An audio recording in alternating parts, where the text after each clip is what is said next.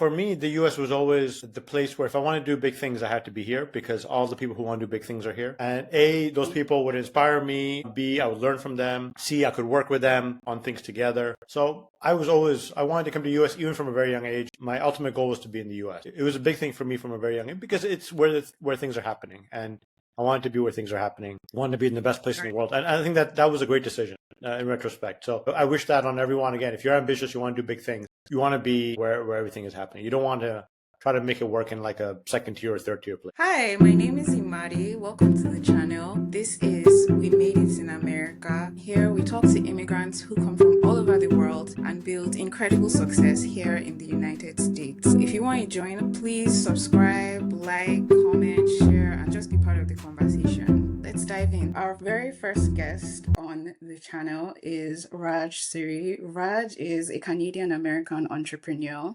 He's co-founded two publicly traded companies, Lyft and Presto, and he's currently now working on two new ventures, one being Lima, a full-service concierge immigration firm, and we're going to talk more about that, and the other being Tribe.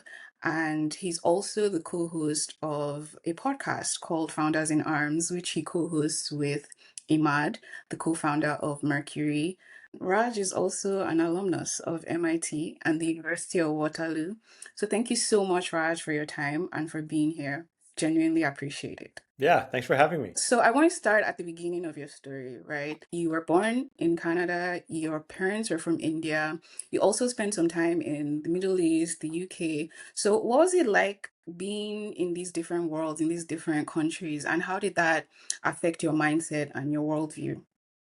Happy to chat about that. Yeah, I grew up all around the world. My parents are immigrants. Were immigrants to Canada from India, so they were born in India. But my mom's family was in the UK, and my dad's family was in India. My dad was in the oil business as a chemical engineer, so he had to travel a lot for his work, and that meant I had to travel a lot as well. So we had, we lived in Abu Dhabi for 8 years, but also, spent time in France and Japan, Italy, and some other places. Just as part of his work. But no, I think the international upbringing really just taught me about how people in the world are so similar to each other, and it gave me a lot of empathy for problems that people around the world are going through. I also realized how important the United States is, in the whole picture of things, and what an outsized role it has in world affairs. Um, and so I always had the ambition to come to the U.S. because I felt like this was always the place where things were happening, and this is the center of the world in some ways. The biggest battles were being fought from the U.S., both figuratively and literally, right? So Yeah. it felt like a very important place, and I wanted to do important things. In 2007, you were in the University of Waterloo. You were studying engineering, economics, double degree.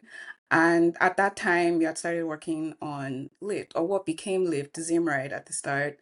So can you just talk more about your experience at Waterloo? What was it like? Yeah, happy to talk about that. Yeah, Waterloo has a very unique co-op program where you basically end up working at six different companies by the time you graduate. So there's 4 months of study and 4 months of work, and then 4 months of study, 4 months of work. So over the course of about 4 years and a half, you actually end up studying for 8 semesters and working at 6 semesters. And every Mm. work term is counted for credit. So you have to complete the work terms to graduate. You cannot graduate without completing your work terms. And working actually is a big part of just the whole culture at Waterloo. Like it's not just about studying. It's actually um, there's a place on campus. There's a full building dedicated for like students to find jobs and like teaching students how to find jobs and how to be a good team member in these workplaces. And that was perfect for me because I came from a very academic background. I didn't have a single job growing up in high school or anything. I was always focused on my academics. And but coming to Waterloo, I got a taste of the work life, and I found that there were some jobs that I really liked and some I really hated, and I found out that I didn't really get along well with a lot of my bosses, to be honest. So like, I could tell just from all the experiences that I had that I liked the environments that gave me the most freedom, and the limit of that is being an entrepreneur, where you have like no boss and complete freedom. And it's kind of helped me understand that this is what I like to. I would like. I'd be a good fit for being an entrepreneur, right? Because I like the lack of structure that entrepreneurship has. So I actually wanted to start my first company in 2004. I had an idea for a website that helped students to connect with other students, and talk about their classes and talk about all the stuff that they need to do about campus. But it turned out another website beat me to the punch. Unfortunately, Facebook was invented around the same time, just 6 months after I had Oh, the idea. yeah, Yeah. yeah. Um, and I had the choice at that time, basically, whether to drop out of school and work on this idea, or just to like go back to school and finish my degree. And I chose the wrong path. I stayed in school to complete my my degrees. But I didn't want to miss the opportunity again. So when I had another good idea, which was how to improve ride sharing with Zimride, and I jumped on it and I started this company and I started working on it. Then I found there was another guy working on a similar idea in University of Santa Barbara, and that was my co-founder Logan Green, who went out to become the CEO of Lyft. And so we started Mm, working together. While other kids were doing like backpacking in Europe in mhm. 2007 after graduating, me and him were just coding the whole time. We were just building stuff, and it was so much fun. We had a great time. But by that time, I was working on it. I already was accepted to MIT for like a joint PhD MBA. Ah, So I decided to take that because it was a full ride. It was a fully paid for PhD. So right. I figured it'd be a great way for me to get a visa to the U.S. as a student. So Yeah, I was just going. Yeah, I was just going to get into that too, because the PhD MBA is not something you see a lot of people doing as well. Very few people get into those programs at MIT. Oh, yeah, it was only four people in the world. There were several wow. Okay. thousand applying, and then there's only four people accepted, and we had a very small class, as you can imagine, and it's just a Yeah. super unique program. Like whoever hears of a PhD and a PhD in chemical engineering and an MBA, it's not like a PhD in business or something.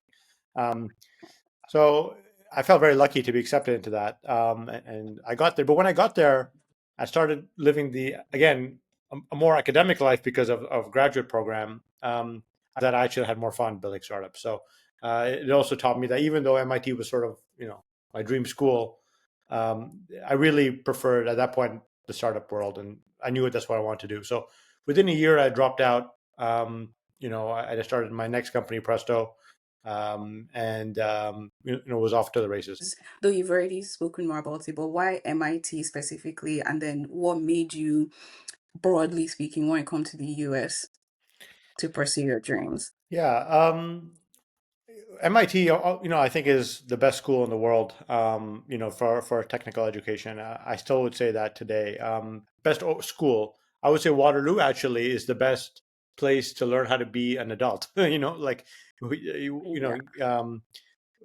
people who graduate from Waterloo are more fully formed as adults than people who graduate from MIT or any other school that I've seen. Like Interesting. after you've worked at six different places, and you've like traveled and had to like set up like your residence in there's different cities or like different towns across Canada and the U.S. And you've had to interview and be rejected for like tens or hundreds of interviews. Like you've been through a lot as a student, and like as a young person. And I wish everyone would have that experience where they actually went through like the rigors of being an adult at a very young age. And people who graduate from Waterloo are very mature, I think, compared to people who graduate from other schools. Um, and they know what they want out of life at a much younger age. So, but MIT from a technical education and just like the inspirational nature of being there when you have like you can go to a talk with like the Dalai Lama, and the next talk is with Bill Gates, Mm, and like you have all these amazing people coming to campus to talk to you. Like the sense of confidence that gives you as a student, and the sense of inspiration it gives you is unparalleled. Um, Unfortunately, I don't think a lot of people take advantage of it. I think a lot of people who go to MIT are just very focused on like their schoolwork. I yeah. would say 90% of people are like that. And but for someone like me who already knew what I wanted to do, I took full advantage of that. I don't think I even went to class. I just went to these talks, and started working on startups. Yeah. Yeah, yeah. Yeah. Yeah. I know we've mentioned a bit about your view of how you felt the US was where everything was happening. But did you have any other reason or at the time a thought of I want to come to the US because Yeah. Uh, for me, the U.S. was always the place where if I want to do big things, I had to be here because all the people who want to do big things are here. And A, those people would inspire me. B, I would learn from them. Um, C, I could work with them, on things together. So I wanted to come to the U.S. even from a very young age, even you know, uh, high school or middle school. I was like, even in Abu Dhabi, I was like my ultimate goal was to be in the U.S. So yeah, um, it was a big thing for me from a very young age because it's where things are happening, and I wanted to be where things are happening. Wanted to be in the best place in the right. world, and I think that was a great decision in retrospect. So I wish that on everyone again. If you're ambitious, you want to do big things. You want to be, where everything is happening. You don't want to try to make it work in like a second tier or third tier place. Right. I agree with that. And so one thing that blows my mind really when going through your story, so you're at your dream school at MIT, very prestigious program, and then you drop out at a very interesting time Mhm. at what was the peak of the recession, terrible times to be dropping out, Mhm. and then you drop out to be a waiter at a restaurant, which was crazy to me. So I just want to know what was that like, and how quickly did your parents like kill you Yeah, for yeah, doing yeah, that? yeah. Yeah. It's good. It's absolutely true. I mean, the time I was dropping out, the world felt like it was ending. It was like 2008, and like everything was melting down. Like we just come over, after 6 years of like pretty good economy, and then like there was massive crashes. The whole companies were going under, um, and I had a free ride at MIT for 5 years. I didn't have to pay anything. I would just keep going and get a PhD and an MBA from MIT. It was a pretty good deal, right? Um, but I had the startup bug, and I knew that's what I wanted to do. So every day I spent doing anything different felt like a waste. Um, Mm, and so I had the idea for Presto, which was how changing the way physical industries like restaurants work with technology. And the yeah. initial idea was putting a tablet on the table so guests could order and pay from their seats. And at that time, tablets hadn't even been invented yet.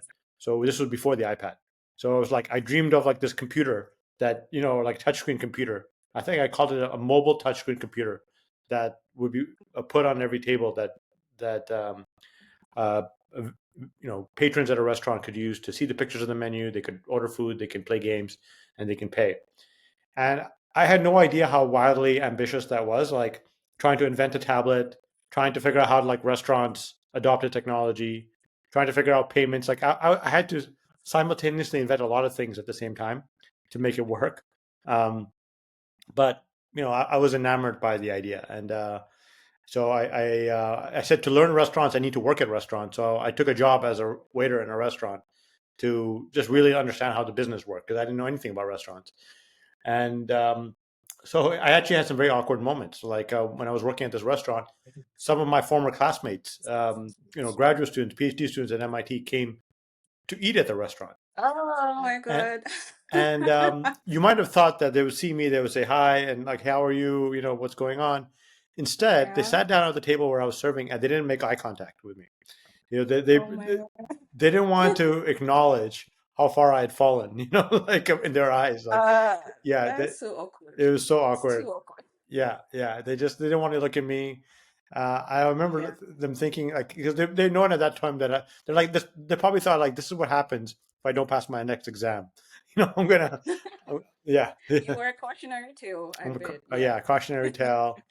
And as it turned out, I did pass my exams, by the way, and I actually qualified for my PhD. We had to pass the qualification exam, which I did. Yeah. But I just wanted to be that on the record. But these guys thought Yeah.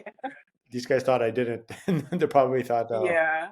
yeah, because not everyone passes. That's Yeah. actually a pretty tough exam. Fast forward a bit. In 2019, Lyft went public. In 2022, yeah, 2022, Presto went public. How does that feel? Because that's the dream of every founder basically to go public. How in that moment did you feel to have co-founded these companies, seeing them from start to this point, going public? Yeah, I think for me, it actually wasn't my dream, and it still isn't my dream. My Mm. dream is having a lot of impact on people with great products, and changing the way the world works. That's my dream, is like really having maximum impact. I still feel today that like I haven't had a lot of impact. Like I still feel like I have a long way to go. Yeah, so that's why I'm doing what I'm doing right now. I'm trying to work on Lima and also another company called Tribe. And for me, I still feel like I have a lot more to give. Um, and going public for me is just it's a footnote. Honestly, it's not. It's not even a lot of people consider that important, which is why I mentioned in some of my bios. But for me, I care a lot more about the people I've worked with who have helped, to help to advance their careers, the users who have helped, make a better experience, the customers who have helped. I care more about them than I care about, ringing the bell at the Nasdaq. Amazing. That also ties into what we're going to talk about next, which is Lima. And I find it interesting for you. And just to give context, Lima is an immigration concierge service, and you've called it the talent arm of the United States, which is um, which is such an impressive way to put it. It really gives you the vision of what you're trying to build. And so I just wanted to get you to talk a bit more about that. What I found interesting was how different it is from the businesses you've traditionally started. It's not venture backed. It's not this. It's more of a services based company rather than like the high tech focus companies that you've started. So what made you feel like immigration is the issue you want to solve now? And why did you choose to start Lima, and the business model and what you're building now? Yeah. Look, I think immigration is one of the biggest opportunities and also one of the biggest challenges America faces, but and also the Western world faces. People are having less kids, and that trend shows no sign of stopping. Uh, there are talented people who want to come to the U.S. but cannot because our system is so complex and it's overwhelming for people who have they have families, they have careers that they have to work about, and this is just one more thing. I think the U.S. is stronger as a country when we bring in some of the brightest people in the world to come here, and I think those people are better off, and American citizens are better off when those people come here. So I just genuinely believe in skilled immigration, right? Skilled immigrants coming here, um, and I want to make it easier. So that's yeah. And by the way, there's no one's job in the U.S. government right now to bring in the best talent. There's actually no one's job. There's no department. There's no agency. There's not. There's no like even like a sub role in the White House, to like bring in the best talent. It is a big missed opportunity from that perspective. But if the government's not going to do it, I think somebody else has to do it. And so that's where we want to pick up the mantle of really focusing on helping U.S. bring in great talent. And I think there's also this element of like U.S. can compete better on a geopolitically if we brought in great talent from places that kind of repressed folks. There's countries out there that don't treat their talent well, don't treat their people well, and those people want to Right. leave. If we can make it easier for them to leave, their governments are actually going to start treating people better, and that's better for the world, right? As well. So I do think this is a big opportunity. Just going back to my last point, the impact is what gets me. Thanks for talking more about Lima and telling us about your vision. Amazing vision. And I love everything that I've heard about it. And I can't wait to see you build it out even more. One of the things you said, which is the impact that you have is the most important thing to you. So do you think that that's where your ability to take high levels of risk comes from? Because not a lot of people would come to the US, and especially as a student, and drop out. Not a lot of people would be able to, take a job in a restaurant, take all these enormous levels of risk after putting so much on the line. So where do you think that comes from? Is it from your interest in making impact, or is that just your personality? Where does that come from, and how can other people be like that? Yeah, that's a good question. I'll tell you, I grew up very differently. I never dreamed of being an entrepreneur. I dreamed of being a doctor because that's what my parents wanted, and Yeah. I dreamed of, I was always academically inclined. Like, I liked math. So I didn't really even know what an entrepreneur did. Growing up, my dad has been in the same job his whole career, and my mom didn't work. So I didn't really have any role models of entrepreneurship. I think one thing I did was I read a lot of books growing up, and I love reading those books about adventure and people who do things that are not who took risks and tried to do things that were extraordinary. I think those definitely inspired me, and I also felt like I had something to give. I had something to offer, something unique, and I wanted to maximize my own potential. And ultimately, I also feel that if you have something to give, if you have some talents or some skills that you believe are above and beyond, then you should try to maximize the potential. And I think having a more ordinary role, ordinary position, like in a bigger company or something like that, is fine for many people. But if you feel you have more to give, then I would listen to that voice. And a lot of people don't take the leap. And when you take the leap, you realize, it can be difficult for a while, but at some point on the other side of that, you realize that, oh, you kind of understand there's not much to be scared of. I think that's true for a lot of people who jump into this journey of entrepreneurship, but also just how can I maximize my own personal impact and do things that are kind of outside the regular road or Mm-hmm. path well traveled. If you take the path that's not well traveled, you know, obviously the path well traveled, everyone knows kind of how it goes. But if you take a path that's not well traveled, you can discover so many beautiful things and have many beautiful experiences. But you have to leave the path well traveled to get there. I love that. The non-linear path. Yes.